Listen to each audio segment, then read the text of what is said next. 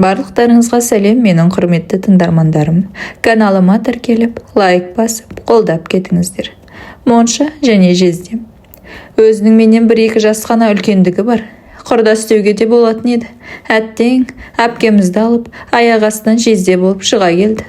Жылтың жүрісімен, едірейген мұртына қарап, қарғаның валеті деп ат қоя қойғанымды қайтейін. Той-томалақта кездесе қалсақ, айналдыратыны мен болдым. Әй, қысталық, әпкең ұнамай жүр. Дұрысырағы жоқ беді, деп көптің көзінше қанымды қарайтты. Жақында анау Алматыңа барамын.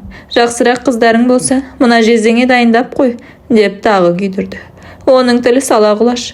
Журналистикада оқимын деген атым ғана менің. Мұндайда сөз таба алмай, қой аузынан шөп алмас, момын болып қалатыным бар. Жездем соны біледі. Сосын құтырып жүр. Жаңа жылдың алды еді. Моншаға жиналып жатқанбыз. Татаркадағы үйімізге сол жынды Жездем келе қалды. Әй, мен сендерді іздеп келсем, қайда барасыңдар? Деп сөйлей кірді. Сенің ана әпкең продуктіге жіберген. Ертең ауылға қайтамын. Ал апаратын жағыңа апар, үлгеріп қал. Жезде келді екен деп, моншадан қаламыз ба? Жинала бердік. Үшеуміз де студентпіз.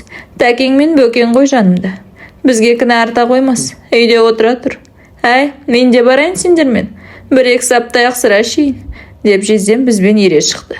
80-ші жылдардың соңы болатын. Қазіргідей сауна дегендер жоқ. Керов көшесі тауға тірелген тұста бір көпшілік монша болушы еді. Соған жаяу тарттық. Жездем аузы жабылмай сөйлеп келеді. Анда-санда бір келгенде моншаға сүйреп, оны мен сүйреп келе жатқандай. Одан да көк базардың қасында ресторанға тарту керек еді. Қыздарыңды шақырып алсай, ақша бар ғой. Продуктіден үнемдеп едім. Тағы бастады. Үндемедім. Ауыз соныкі сөйлеп қояр дедім. Моншада адам көп екен. Әзер дегенде кірдік ау. Жуынатын жердегі бұдан бір-біріңді көру мүмкін емес. Әйтеуір жанымда Жездемнің пысылдап жуынып жатқанын сәлден соң байқадым. 2 досым көрінбейді. Bir кезде бөкең иығымнан түртеді. Ана есікті ашпа, дейді сыбырлап. Ашып қалсам әйелдер жүр. Құдай оңдап мені байқамады. Бұрылып қарасам, бізге таяу жерде шынымен де есік тұр.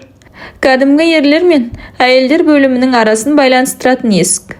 Моншада істейтіндер оны жабуды ұмытып кеткен болып тұр. Жездеме қарасам, әлі пысылдап жуынып жатыр. Бір жаман ойдың сап ете қалғаны. Жездеке дедім. Жүр, ыстық барға кіріп шығайық. Арқаңды сабап берейін. Жездем мұндай мейірімді менен күтпеген сыңайлы. Шылапшындағы суын басына төңкере салып, алдыма түсіп берді. Мына есіктен кіре бер, мен спыртқа келейін деп қала бердім. Жездем кіріп кетті. Бірден атып шығар дегенмін, шығатын түрі көрінбейді. Әлі жоқ. Bir кезде ар жақтан әйелдердің шыңғырған даусы естіліп, салдыр-гүлдір болып кетті. Есік ашылып, басына шылапшын киген Жездем біздің жаққа кіре бере етпетінен түсті. Түк түсінбегендей жерден көтеріп жатырмын. Алақтап есі шығып кетіпті. Өй әкеңнің. Кірсем бұдан түк көрінбейді. Жақындап барсам жалаңаш әйелдер. Күлкіден жарыла жаздап, булығып әзер тұрмын. Жездем қолды бір сілтеп, киінетін жаққа қарай кетті. Соңынан барсам, маңдайына торсыйып шыға келген шишкасын сипап, әзер демалып отыр. Бұл жолы қатырдың дейді. Үндемегеннен үйдей бәле деген. Көрерміз әлі. Жүні жығылып қалыпты, даусында діріл бар. Ау Жездеке деймін. Өзің емес пе? Алматының қыздарын айтып қоймай қойған. Енді арманың жоқ шығар.